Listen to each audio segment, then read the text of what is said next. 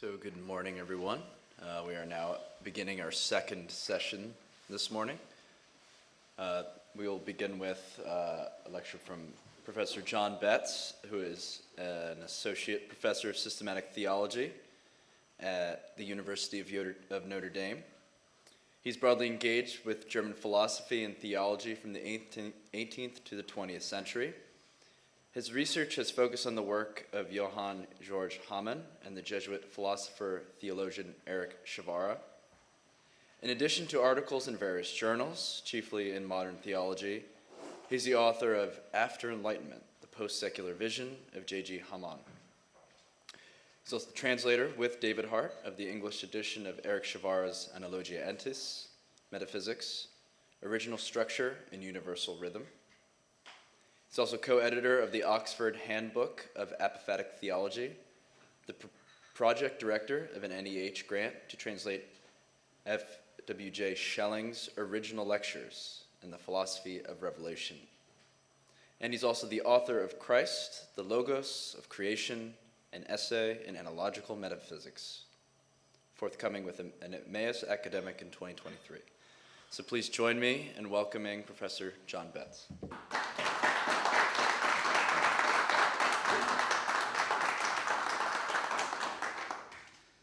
First of all, thank you very much. Thanks to Philip, thanks to Sean, thanks for all the hospitality we've already received. It's just an honor to be with you all today.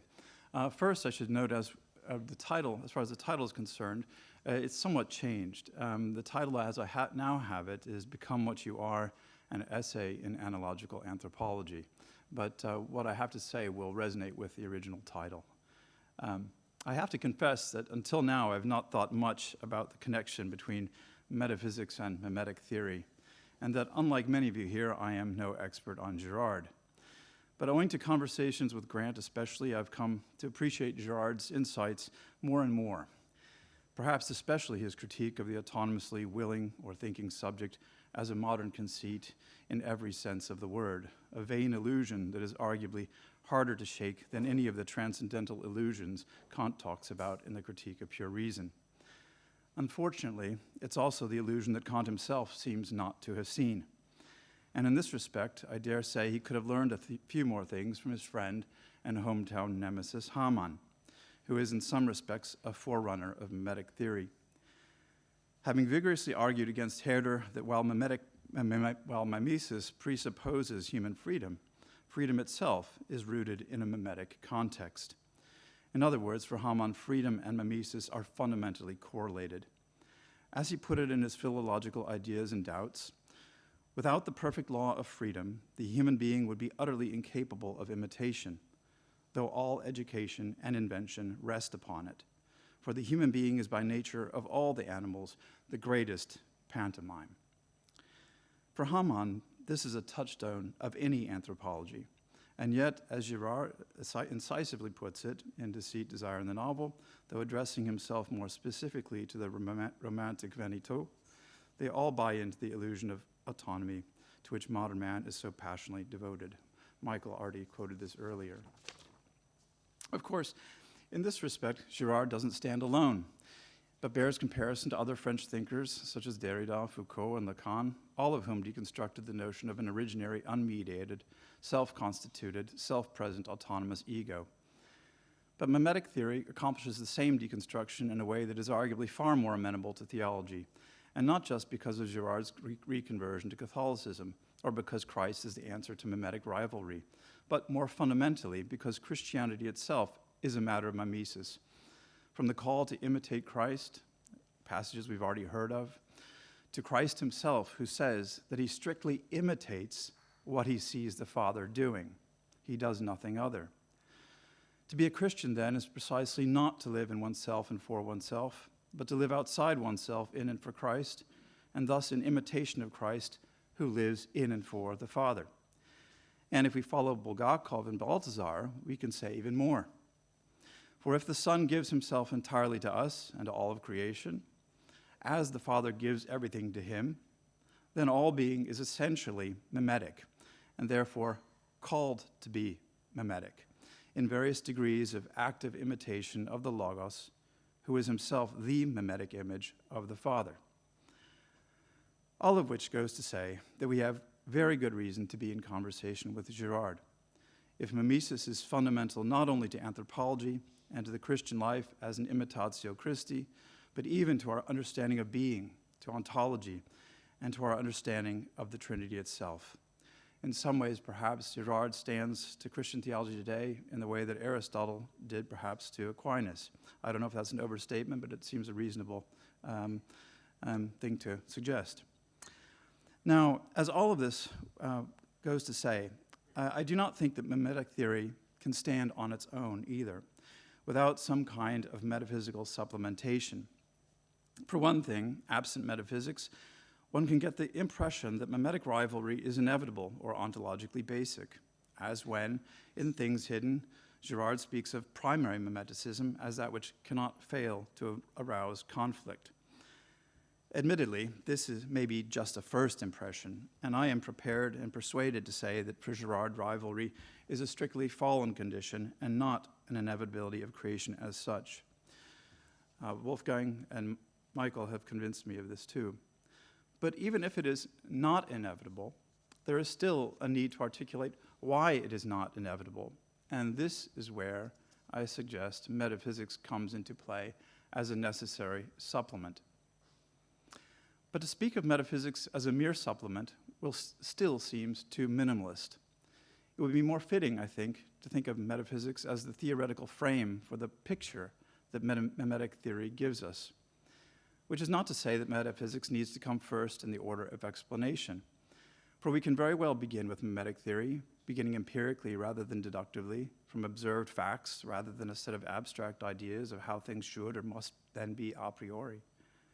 My point is simply that, however one begins, whether with metaphysics or mimetic theory, the two go together.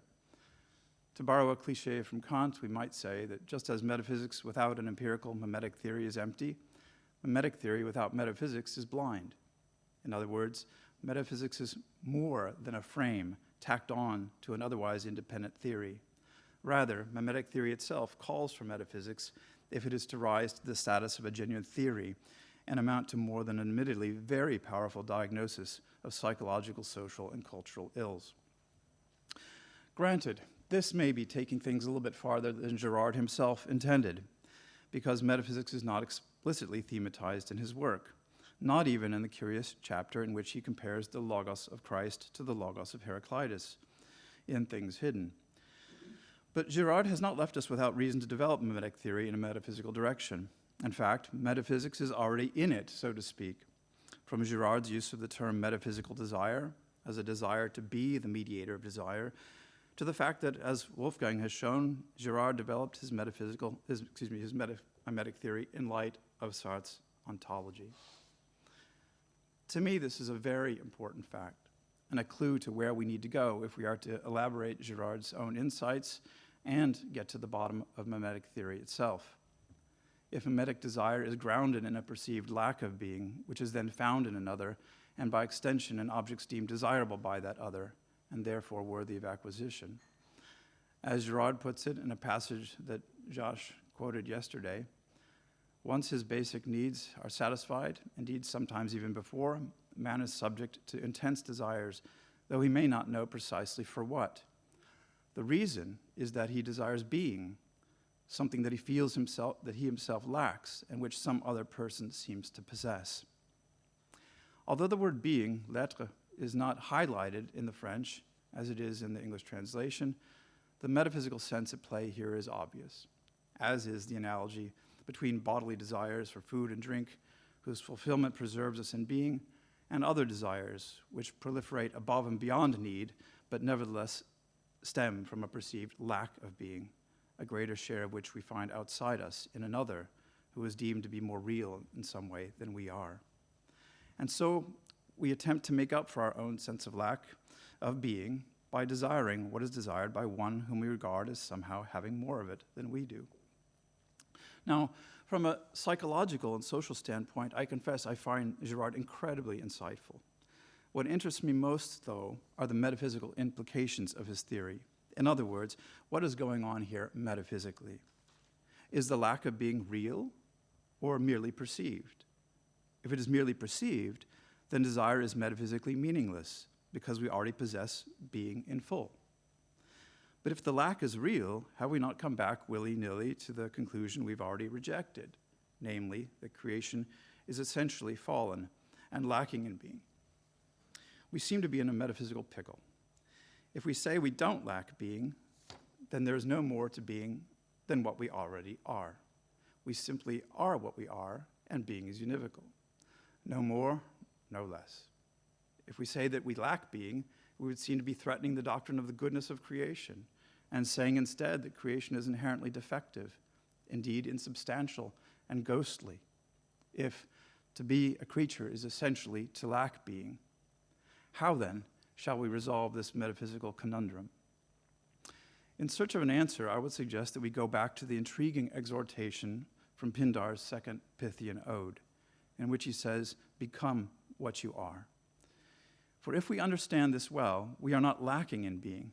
We must simply become that which we, in some sense, already are.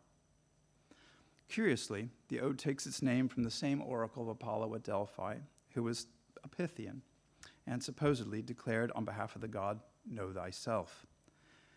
And just as curiously, the sayings seem to correspond to one another, as if to say that we cannot know ourselves unless we become who we are or what we are.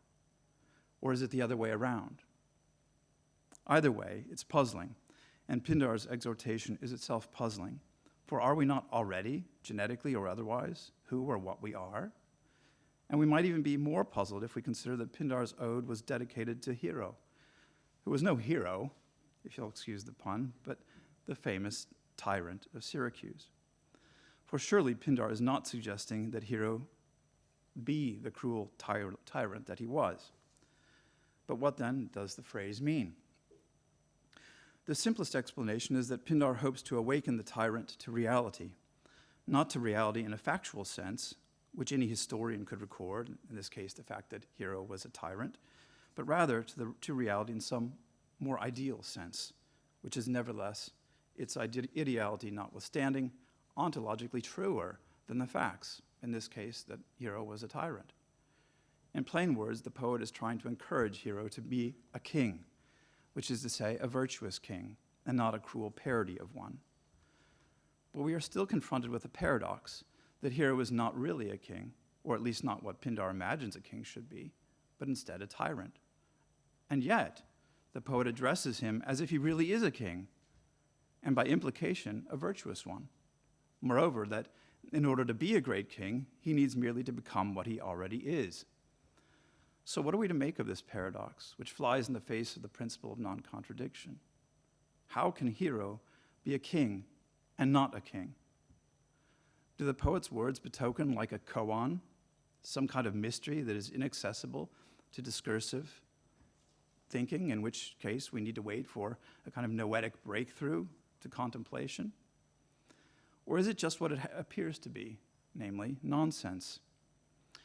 My own view is that what appears to be a paradox is not, at least not when viewed from a properly metaphysical standpoint, a paradox. Before I explain what I mean, however, I would first note that Pindar's paradox is not so strange if we consider it in light of ancient moral theory. For what unites the ancients, be they Platonists or Aristotelians or Stoics, is the principle that an ought follows from an is.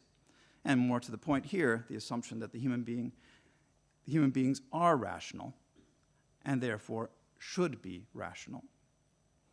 To become what you are would thus mean to live according to one's nature, specifically as a being endowed with reason.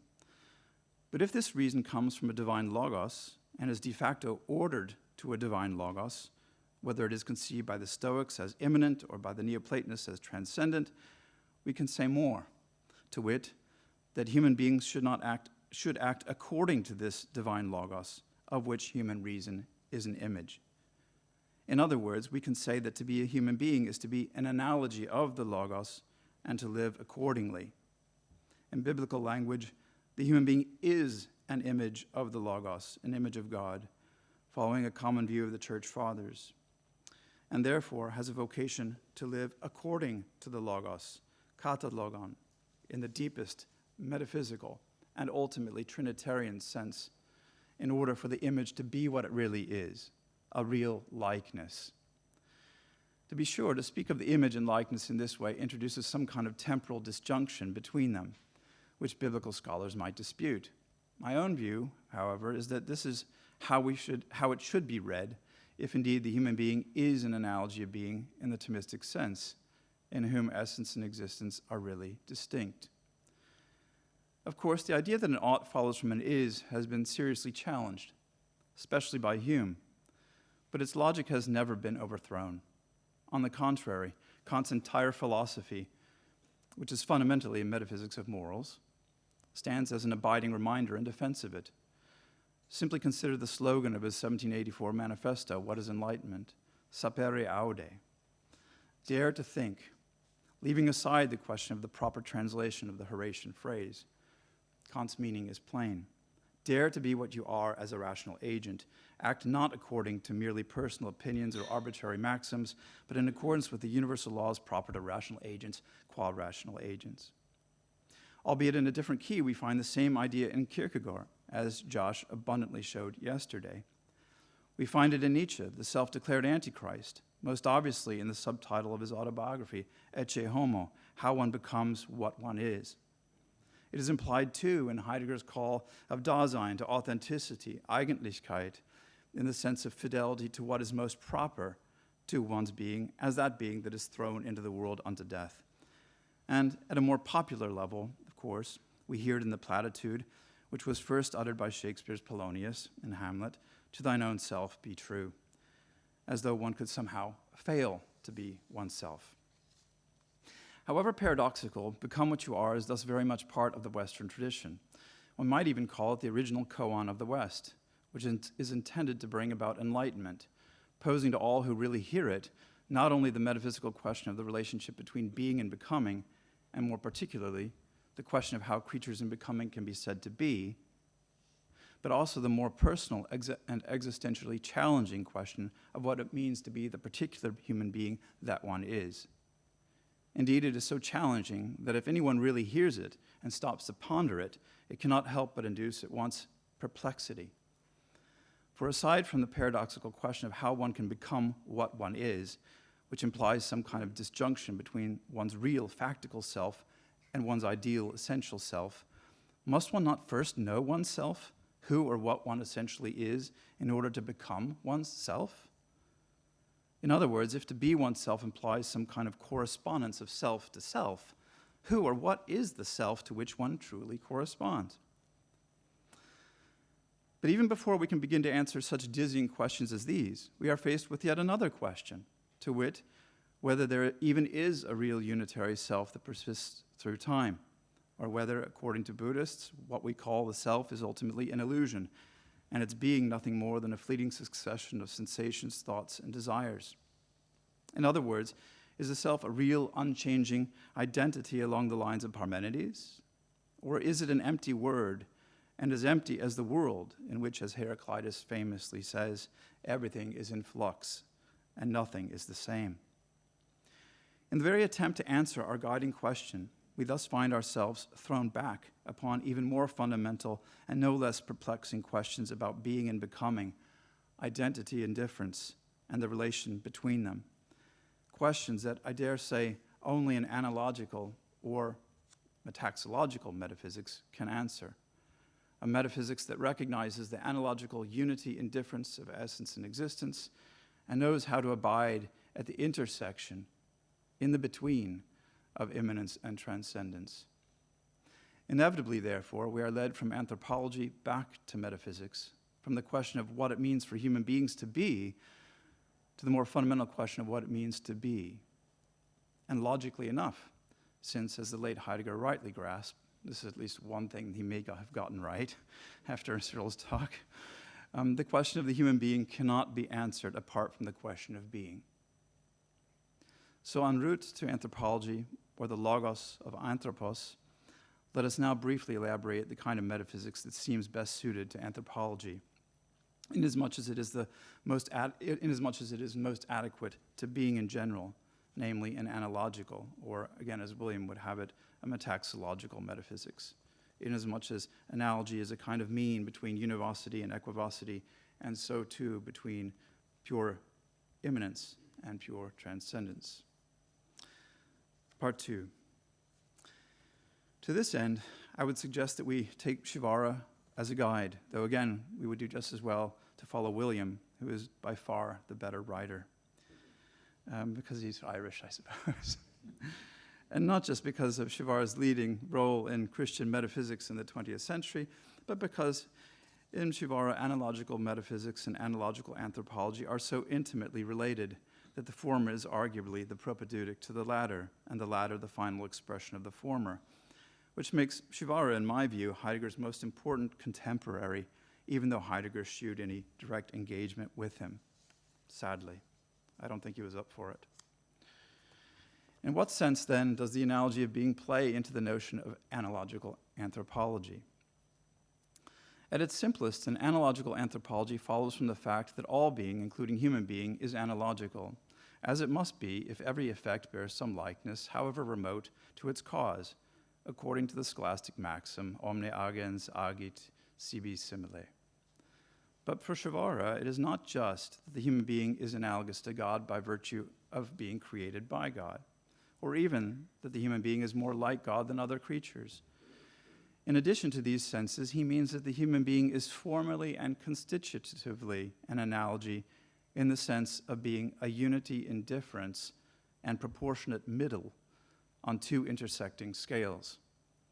For on the one hand, on an immanent transcendent scale, the human being appears as a being between the spiritual and the material, the intellectual and the sensible, the ideal and the real, in short, the above and the below, and finally, between being and nothing.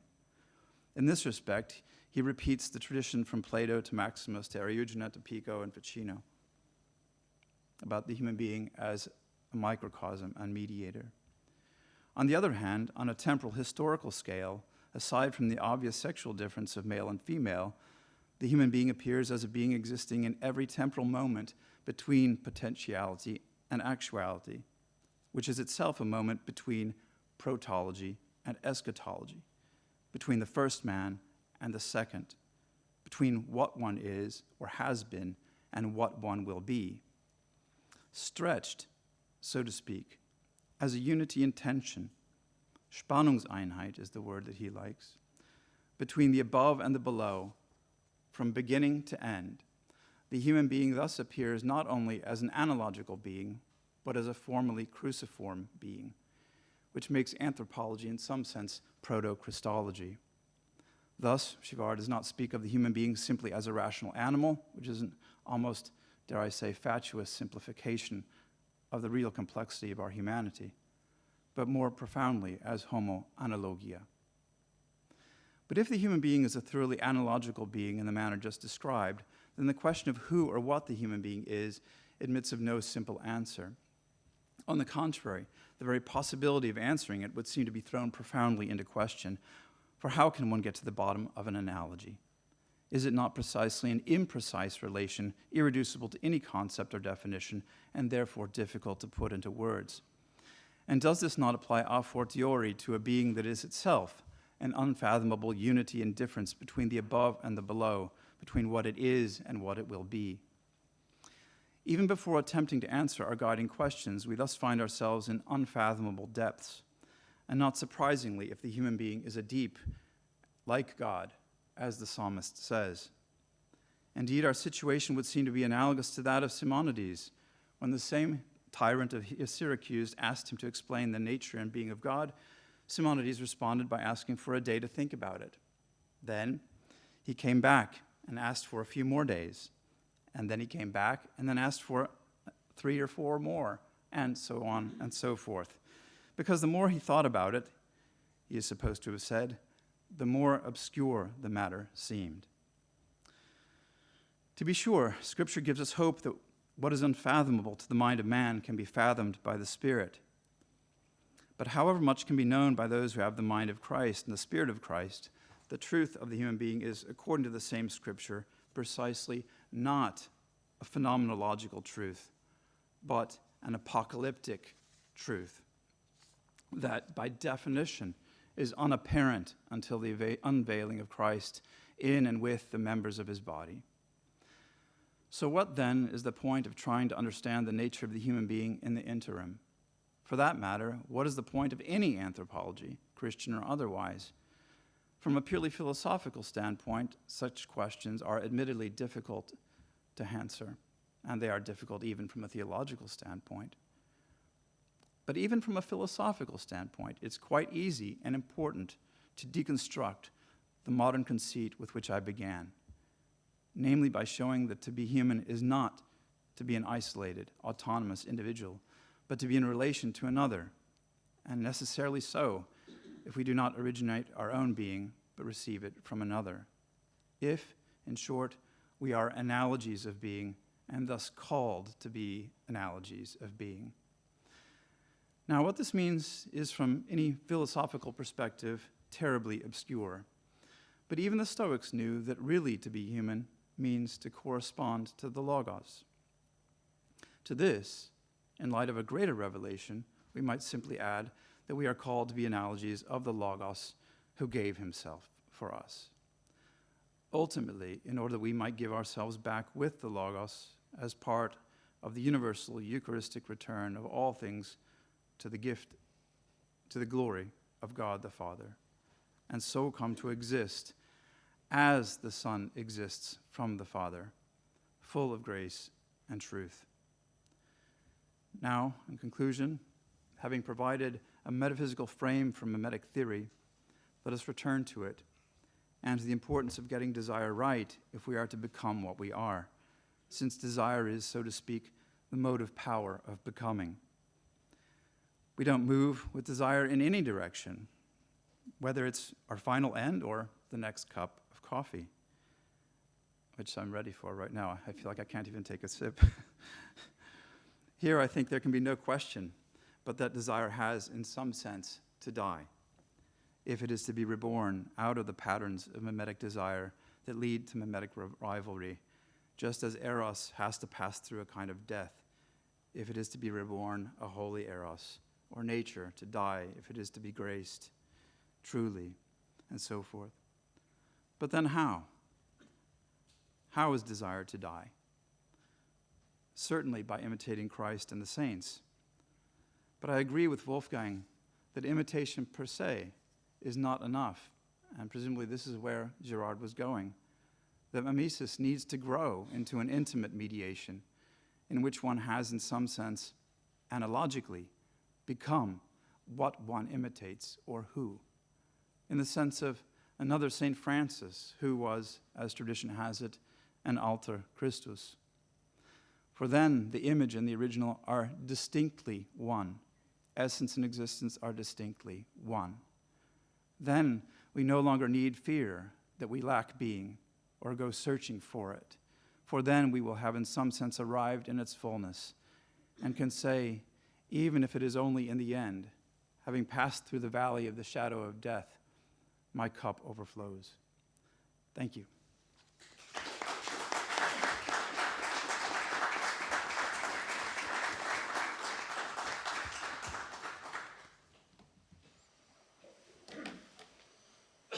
Thank you, Professor Betz, for your wonderful presentation. It was incredibly profound and clear.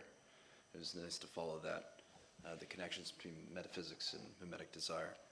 And now we have a response by Michael Kerwin. I say first that poor Michael had a larger manuscript to work with. I feel terrible because I gave Michael something that was probably 50 pages. No, not 16. 16 okay. I got the shorter version. Okay. All right. Didn't get the little paragraph at the end, though, but that's fine. Okay. Whatever version we had, it's a terrific paper with really exciting insights, and I warm to the paper itself, but also to the spirit behind it, this kind of intellectual hermeneutic of generosity that seems to me to be part of what this conference is, a receptiveness, critical receptiveness to Girard's ideas, seeing how they might be genuinely fruitful.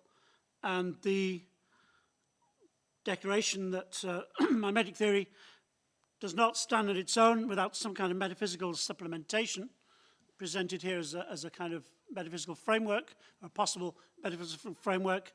I certainly find myself very much in sympathy with.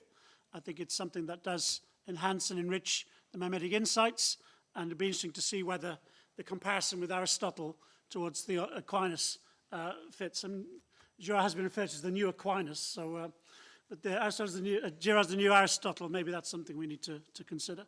But the spirit of what's been presented here is something I warm to very, very much. And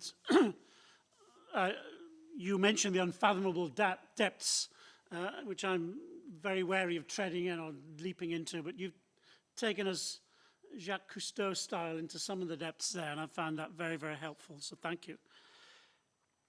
There are just themes or comments which I would want to kind of underline, right? You can say I have underlined, and my comments on them will be kind of footnotes. So first of all, the emphasis on the link between mimesis and freedom, following on Haman's comment, absolutely right, and that's part, to me, of the strategy of dismantling the romantic conceit, the méconnaissance, is that as long as mimesis is associated with slavish unoriginality and therefore lack of freedom, then you're never going to dislodge its power, at least question its power.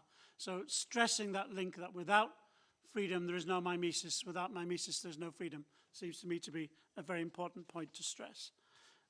Page 2, you locate Girard mutatis mutandis with other French thinkers of the past century with regard to reflection upon deconstructing the originally unmediated autonomous ego. And you mentioned Derrida, Foucault, and Lacan, and I think maybe we're just going back to the mutatis mutandis. There's things that certainly pull those figures apart as well. And the relation between Girard and Derrida, I think, was an interesting one, not devoid of mimetic elements.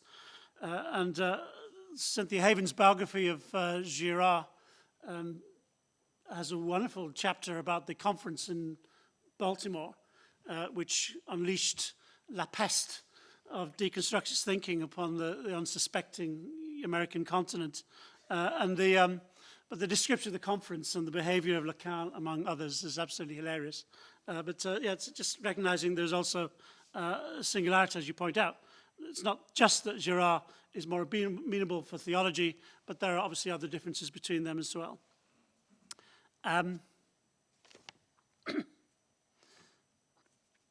So, with a little metaphysical supplementation and justified theological speculation, we can redeem Girard from any suspicion that rivalry and violence are or need to be ontologically basic. Absolutely right. The image that came to mind when you're talking about this need for a metaphysical supplement, I was thinking of Anselm when he talks about trying to give some kind of system to the way we think about atonement, and that we have lots of different pictures, insights, and so on, but unless they're painted on a solid surface of some kind, we are painting on clouds. So that's a possible way of framing that enterprise. The question of desire, is the lack real or imagined? That strikes me as central. That part of what we're trying to, well, and you dealt with that conundrum a little bit. And it seems to me that maybe that's part of what the deceit is about. That we're just fundamentally deceiving ourselves. In fact, we're not actually lacking, that there is something that is there by way of plenitude, but for whatever reason, we've deceived ourselves, we haven't got our heads around that, and that's where all the faults derive. A possible way of framing that might be scripturally. You pick up on the rather unhelpful disjunction that Girard makes between the two logoi. So you have the logos of John and the violent logos of Heraclitus. And that may be an example of what I was talking about earlier on, the kind of polarization that is part of Girard's method. And you then have to row back a little bit on that. And in this particular case, there's a distortion. Perhaps the Johannine logos is better contrasted with the opening of Genesis, where you have two accounts of the same catastrophe, but from different points of view. So in the beginning was the Word. In the beginning, God made heaven and earth. So there's clearly a parallel that's going on there. And in each case, there's an account of how we come to be deprived or lacking of something. In the Genesis account, God expels us from the Garden of Eden. In the Johannine account, it's we who do the expelling. We are the ones who do not receive the Word. But that Word offers to all who receive him the capacity to be children of God. So the ontological lack that is lamented in the Genesis account is actually shown to be fraudulent. That's not the situation. So we are in the position of children stealing from our mother's purse. You know, why would you do that? And the mother sits and answers, why did you steal? I would have given you what it is that you wanted. And I think also of Jean-Luc Marion's reading of the prodigal son.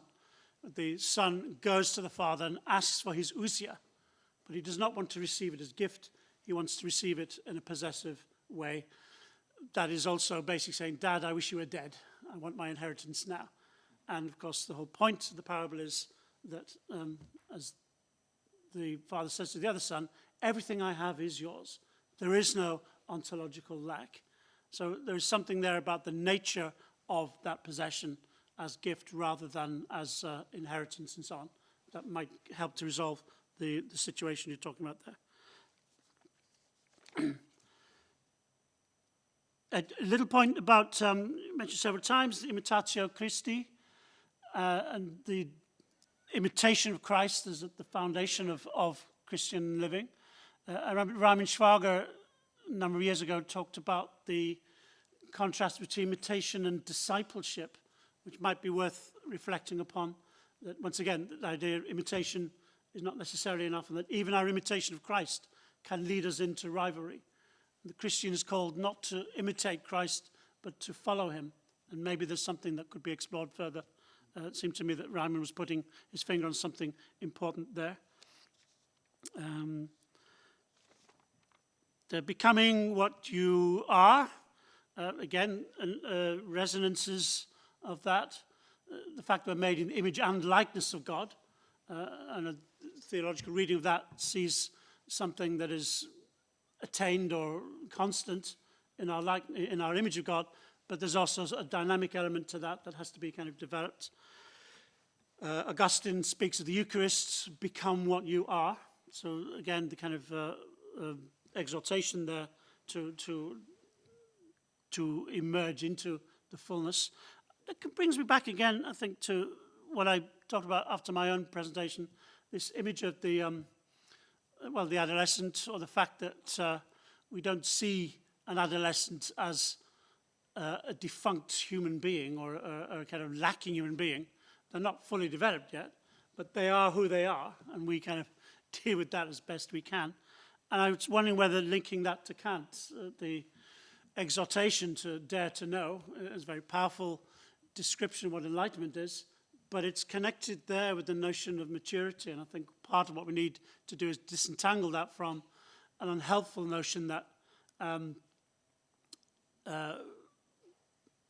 any kind of authority or interdisciplinary or intersubjectivity or dependence is seen as a sign of immaturity. And that's one of the problems that religion has to deal with, that if you're a religious believer, you're somehow arrested development, you haven't learned to think for yourself, etc. So there's something there about taking that diachronic model that we do have different stages. I think you talked about that a little bit. And the developmental aspect of that is maybe something that resolves some of these tensions. I think that's, yeah. And yeah, but the question of the unitary self, it seems to me that that's the kind of thing we need to be looking at. And then I didn't wade into the depths that came thereafter, so I shall leave it there. I'll just find a little point just from the comments at the end. You mentioned St. Francis. I just recognize there's different ways in which religious traditions of Christianity have worked with this. A Franciscan's relationship to Francis is not the same as a Jesuit's relationship to Ignatius. And I've never quite worked out what the differences are, but there's clearly something qualitatively different going on. that Ignatius and spiritual exercises creates a space for me to become who I am, which kind of replicates Ignatius' experience, but only in a much looser way than it seems to me what the Franciscan is doing, who signs up to under the Franciscan brand. And that just might be something to kind of knock around.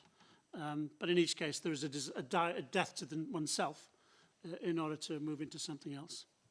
But thank you once again for a wonderful, excellent paper, very, very fruitful, very suggestive. Thank you. Thank you, Michael.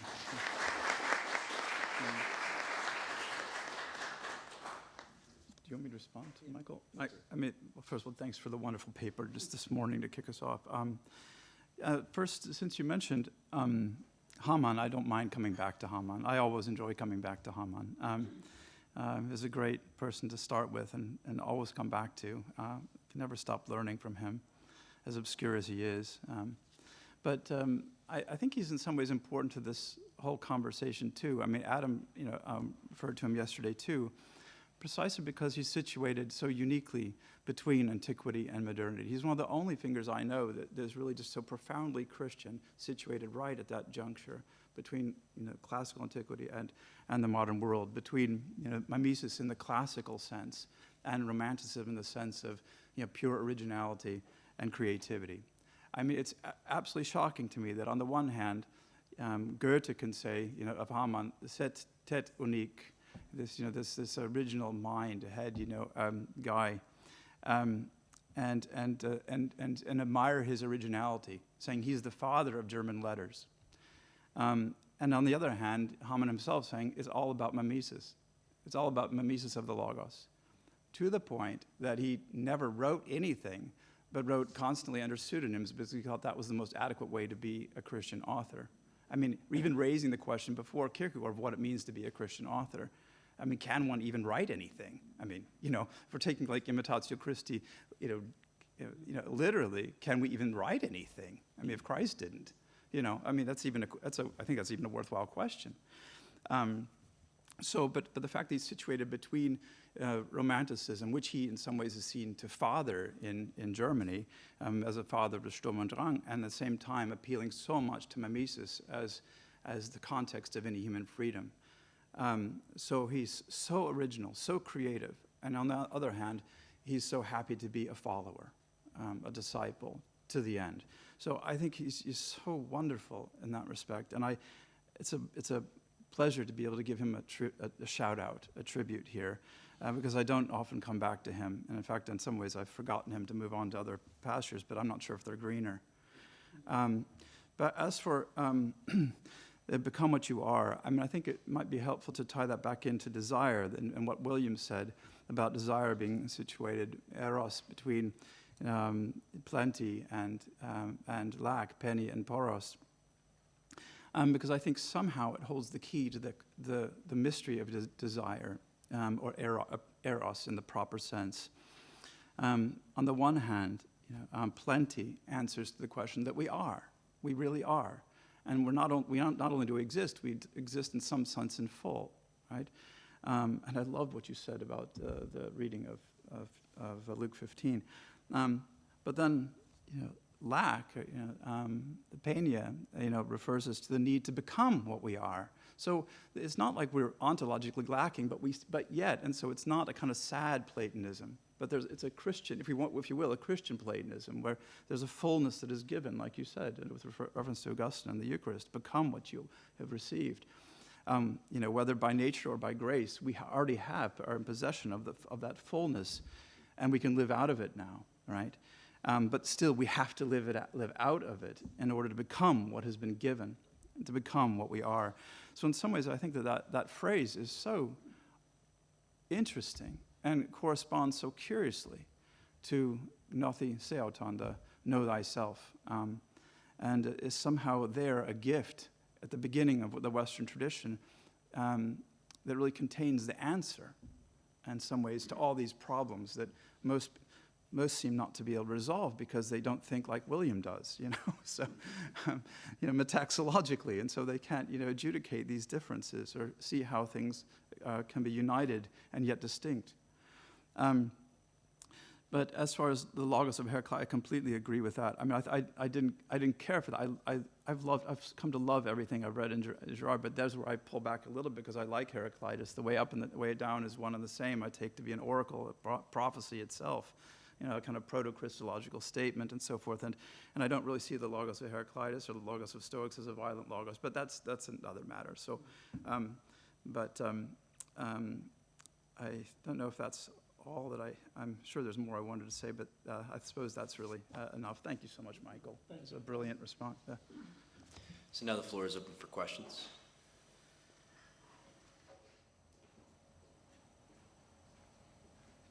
Well, thank you very much, Professor Betz. It's wonderful. I have two brief questions. The first sparked just by your recent comments. So my first question is about Christian pseudonymity, whether the imitatio Christi is a displacement of our personality or whether it calls us to reflect and express our personality more deeply. And I would want to contrast in this case, on the one hand, Hamann and Kierkegaard with Augustine, in whom interiority and the interior self-expression, both publicized from the private, becomes the occasion for coming to know oneself more in the likeness and relation to God. So is it possible, as it were, that the imitatio Christi doesn't displace or denies the possibility of personal expression, but rather allows us to come to reflect and express that in a way that is shown to us in the way that Christ expresses our personality? And two gospel passages come to mind. One when he says, the kingdom of God is within you, and the other when he says that where heaven is, there, where your heart is, there you will find heaven. The second question is, have you drawn a kind of Trinitarian ontology of agapeic mimesis? And the way that it seems to have occurred is that if mimesis is more fully expressed in the analogy intis, that is, the mimetic desire, the negativity of it is drawn up into this transcendent reference that is always already proportioned, then, and the analogy intis is itself centered upon Christ, as Eric Shirara argues, then it would seem as though what you're describing is a Trinitarian vision of mimesis in which the negativity of erotic mimesis is always already cancelled by the agapeic mimesis of divine love. And if that's the case, then eroticism and its infinite negativity is only a kind of fallen expression of that imitatio Christi and that divine love that we're meant to discover. If that's the case, would there be a conflict or perhaps a tension between your presentation and that of William Desmond, in which there's a sharper contrast between erotic and agapeic mimesis? Ryan, I may need another 5 minutes to get all those questions, down here. Was that it? Okay. But let me see, make sure I got it. You can stay there. You can remind me but let me begin with the eros. I don't think I could possibly be contradicting William. I just seem to, in some ways, follow in William's footsteps and want to affirm everything he says. So eros. I don't see it as a dialectic. I don't really see anything dialectical, but I do think there's an important, and I think, frankly, I think Kierkegaard and Protestantism in general can offer a healthy dialectical moment that sometimes gets lost. The way that in Catholic theology, people just kind of blend faith and reason as if it all goes together. It all goes the same, comes from the same source. Therefore, they just blend together, and they're not really distinct. Grace and nature just flow together. And no, there is an absolute importance for a dialectical moment. I think William's clear about this, and like a moment for the equivocal and so forth. There's a moment there. So in the same thing, eros doesn't just it's not a continuum from eros to agape or from eros to holy eros, no more than there's just an easy continuum from nature to supernature. No, there's a dialectical moment there. Nature has to die to become what it is. And that's the mystery, isn't it? And I think to me, that's the answer to the problem of nature and grace as well. De Lubac has a point, the Thomists have a point. They're both right, to me. So the dialectical moment is a moment within the analogy. As for the first question, as to the question of whether we lose our personality, I think what you're saying in following Christ, I think that's quite precisely the opposite. And that's maybe the romantic lie par excellence. We think that we are entering into ourselves or becoming ourselves or being ourselves or expressing ourselves when we're just doing things by ourselves and for ourselves and so forth. No, the true identity of the human being is found through the following. And it's as if when Christ says, says to the disciples, come and see.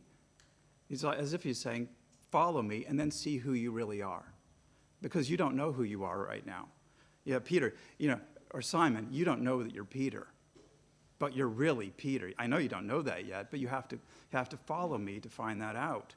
So the whole question of human identity cannot be established apart from following Christ.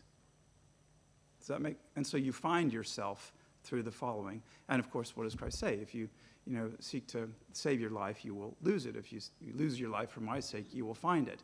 So the identity comes only in the end. Okay.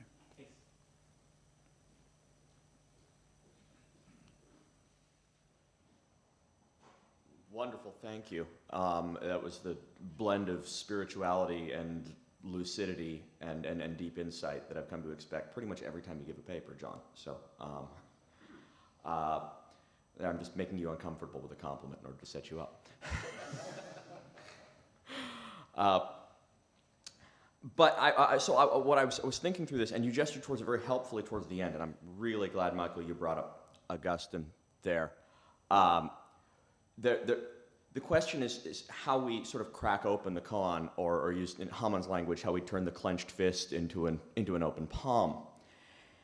And here, I think the Augustine bit is incredibly important, because it occurs to me that this union between metaphysics and mimetic theory is it has to have a sort of a real location. There needs to be a real union bringing together. But in the church, this is accomplished in an actual apocalypse. That is, it happens liturgically.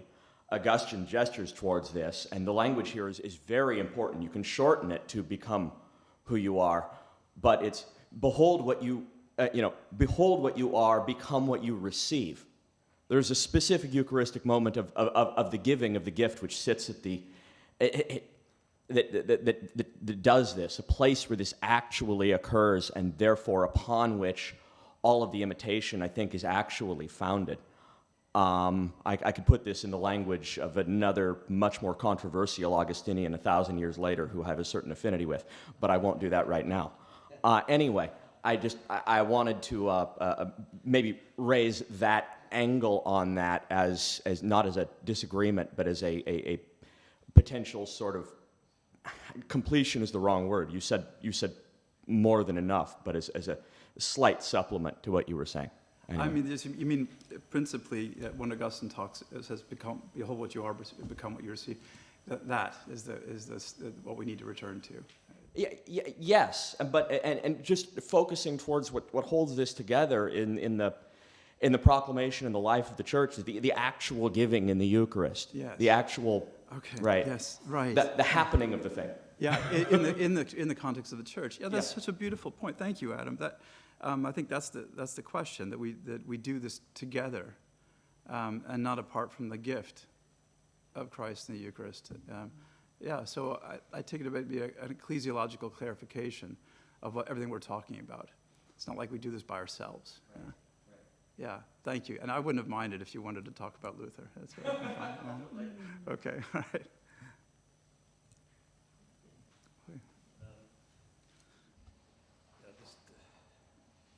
The marvelous discussion, but you touched just briefly on Shivara and Heidegger, and I'm kind of intrigued by the silence after the brief touch. But I don't know if there's anything more to be said, but there's a book by Dominique Janicot, I don't know if you know it, Heidegger in France, big 600-page book. But he, just very briefly, it's also a kind of a touch.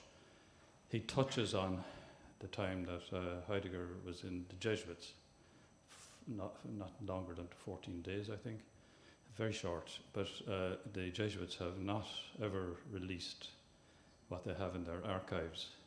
But Janicot suggests that at that time, in the Jesuit novitiate, if that's the right word, Shivara was the music master, and the suggestion is perhaps things were not at one between Heidegger and Shivara. And I thought it was sort of interesting, because I think if I recall correctly, Janicot might even suggest that that Heidegger's animus to scholasticism and analogy perhaps might have originated there. But it's interesting that he was the master of music at the time, and the relationship between music and analogy would be a very interesting thing to explore, and the question whether there is anything musical in Heidegger himself even. It's a question that has come to me at times, that Heidegger is a great, the great dialogue between the poet and the thinker, but music has something that opens our porosity a little bit more elementally at times than music. But again, if only the Jesuits were willing to come clean on what they have in the records about Heidegger, I'm sure we would have a key to understanding this most enigmatic of thinkers. I'll get on to the case, William. Thank you. Thank you, William. Honestly, I've wanted for a long time to write would like to write a book on Shivara and Heidegger. I don't know if I ever will. I promise things to Cyril, but they never really come to fruition. So,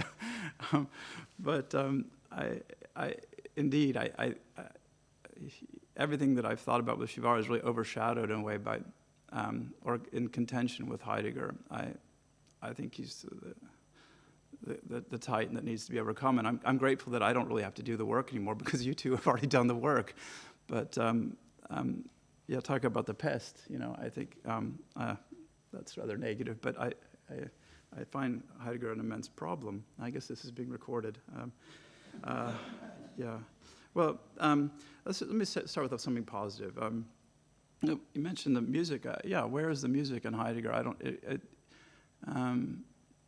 He himself famously, tries to undo the whole Christian metaphysical tradition with, this is not a God before whom we can dance and make music. But where is the dancing? Where is the music in Heidegger? I find none of it. Isn't that interesting?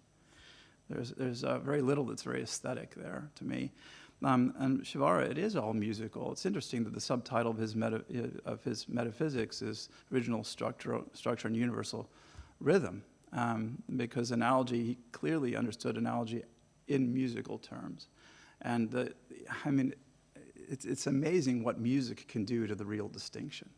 If you think of the dynamic, the music, the polyphony, it's hard once you get into it. It's like Girard, once you get into, you see everything this way. But it's so hard for me not to see, that thinker's a little bit more, tends more on the essential direction, that into the existential. But the truth, of course, is that they go together in some way, the ideal and the real and so forth, the transcendental, the empirical, those that stress unity, those that stress difference. And very few people know how to hold them together because they're not musically inclined or artistically inclined, don't see how they go together maybe. And maybe that's the genius of art and aesthetics, that it knows how to combine things like that.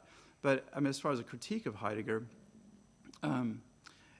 it's oddly, Shivard has kept his distance from him. He credits Heidegger in the preface of the Analogy for clarifying his own conception of the existential condition of human existence.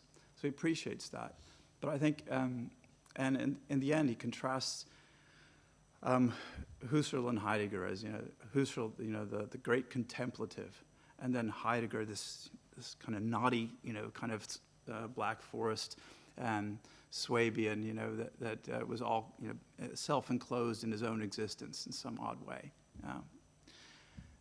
Maybe a little bit of a caricature, but he clearly thought that there was something missing, and that Heidegger was concealing the fact that he was also committed to some kind of essential horizon. And so you always come back to the play of existence and essence. You can't avoid it. You can't get around it. And the late Heidegger, I think, is trying to get at that with the whole notion of the Wesen des Seins, however you understand Wesen there. But I'm speaking a little bit more at greater length than I really need to. But I think it's time. I would like to think it's time to move beyond Heidegger. And so same way we can maybe get back to get beyond Hegel. But like Cyril was saying yesterday, you always come back in some ways. They never disappear because they're possibilities for thinking, but they're not full. They're truncated. There's something missing.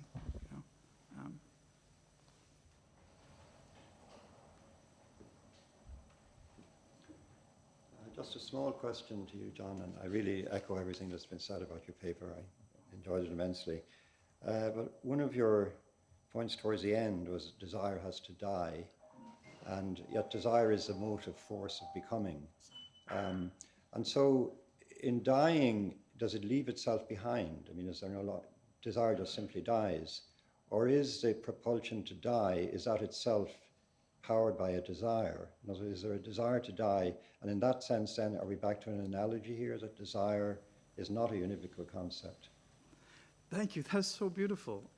Yeah, the desire to die. I mean, a good desire. I mean, I would think it's not like, oh, well, we want to die physically. I hope none of us wants to do that. But maybe there's something, a desire, a good desire to die, to desire, in the sense that maybe just to go back to the familiar image of an acorn, that needs to die to become an oak. But I really appreciate that. I don't know if I've answered the question, but I think there's something beautiful that I need to think about more in your response.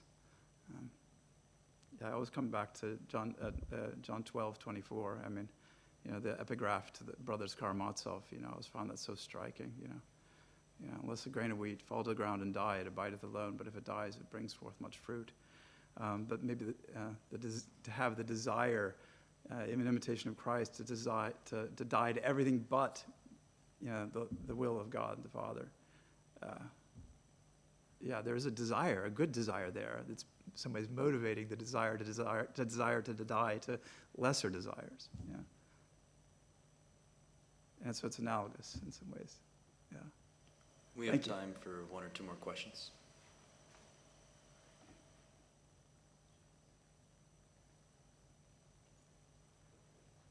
Just following up on the Janicot volume, the French Heidegger, and your last comments here, the person that comes to mind is Maurice Blanchot, and his argument for the right to die, or that we ought to desire that. But that gets into a perversion of this. And so I just thought there is sort of an ambiguity there that in this we have to pay attention to. And I just wonder if maybe that was also gestured in Michael's remark about the Ignatian exercises in Shavara. He, at that point of self-denial, self-rejection, there's the hellfire that he brings forward in Shavara's reflections on the Ignatian exercises. And I wonder if that would be something to look at as well. But I don't know, I was just, the French Heidegger, Blanchot coming through, and he actually reviewed de Lubac's Drama of Atheist Humanism, and he didn't care for it. He thought he didn't like the Dostoevsky part, and he definitely left out the Kierkegaardian part of de Lubac's book there. But anyway, I don't know. There were some resonances there that we get some ambiguities going, and it made me wonder if there was a Shavara sort of response to this. Yeah, I mean, thanks again for the reference to Janicot. I mean, it seems like we come back to the romantic lie, the romantic deceit. I mean, that we want to be ourselves, but we don't know what that is. What are we? I mean, Christ saying, "What you are is what you are in me." But and so back to the desire to die to oneself is a good one, in as much as a desire to die to the old Adam, in order that the new man can emerge. I don't know. I find this should be so obvious, is it not, that an acorn should want to die in the ground so that it can become glorious? How have we forgotten that something so obvious, right? That seeds have to die to become beautiful. I mean, who looks at a seed and says, "Yeah, I want to remain a seed," And why do human beings want to remain, in their own, stuck in themselves? I mean, I want to express myself. Well, why would you want to do that? You're not even expressing your true self then. You're just expressing what a seed is, but not really. It's meant to die. So I don't know. It's striking to me that a whole culture can forget, what we see every day around us. Yeah. So we got one last question. I continue on the acorn and the grain of wheat. Is it grain of wheat? I struggled, and I'm still struggling with that, because there is one way to read that is very dangerous, because it makes death even as a divinity, as a god. And there are interpretations that the god of Heidegger is death. And I became very excited about that during COVID, because I got into a fight with Agamben, who made a big deal out of death. And I came across, so in Girard, there are two sides to discuss that. So first of all, he of course likes the word about the grain and recognizes that it is a motto of Dostoevsky's Brothers Karamazov. But he interprets it in the last chapter of The City Science, the novel, like the Sufis did, because the Sufis said you have to die in order to really live, which means, just as you said, this false desire, this false self has to die in order to bring the real self forward. In Things Hidden, Girard says, why is there this obsession in human culture that death is the source of life? When we understand death in this too natural way. And of course he goes in that respect back to the scapegoat mechanism, because as soon as the scapegoat is killed and is dead, the community flourishes. But, and I think the Jewish tradition is even stronger on the emphasis on life than the Christians. So I read a piece by Elie Wiesel, to which Girard responded, when Elie Wiesel said, this Christian obsession that the death of Christ on the cross is the source of life, I cannot accept that. And Girard responds to that and says, I like Elie Wiesel very much, but he misunderstands. And then this distinguishes between a false understanding of the death of Christ on the cross and the proper one. So coming back to Agamben became furious and said, Pope Francis is completely out of his mind because he accepts the postponement of funerals. Postponement of funerals and the burials. And Girard in Things Hidden once quoted against Simone Weil's understanding of Antigone, quotes Christ saying, let the dead bury the dead. So therefore, of course we can have faith in resurrection and going beyond death, but we should not make death the ultimate thing. And so therefore, it would need some more words to distinguish that. But I think it's very important, and the emphasis of life in the Jewish tradition that was clear in the COVID during the pandemic, when they said the Sabbath, everything can be released and the rules can be broken if it is the need to save life. And my impression was, whenever Christianity moves an inch away from the Jewish emphasis on life, we are going in the wrong direction. And that would be the framework to interpret the word about the grain properly and not in this dangerous way, as Goethe, for instance, did and others. Yeah, I mean, Goethe, stirb und werde. Yeah. Exactly, yeah. I mean, yeah, it's the same kind of thing. Yeah, I mean, the first thing I would want, thanks, Wolfgang. I would want to avoid any suggestion that this is a celebration of death. I don't think about death much at all, to be honest. And I think it's unhealthy in some ways. I think Heidegger's unhealthy, and I think reading Heidegger is unhealthy. I don't think it should be put on the index, or bring the index back or whatever, but free to read it, but, at your peril, Girard did say that Heidegger was death obsessed, and there was something sickly about it. I mean, it seems to me that to get this whole notion of death right, I mean, like you said, let the dead bury their dead. Christ isn't worried about death. I mean, when he goes to see Lazarus, he's not worried. I mean, I think that's a beautiful thing. He said, the first reaction is that Jesus Christ, because the first reaction is he cries.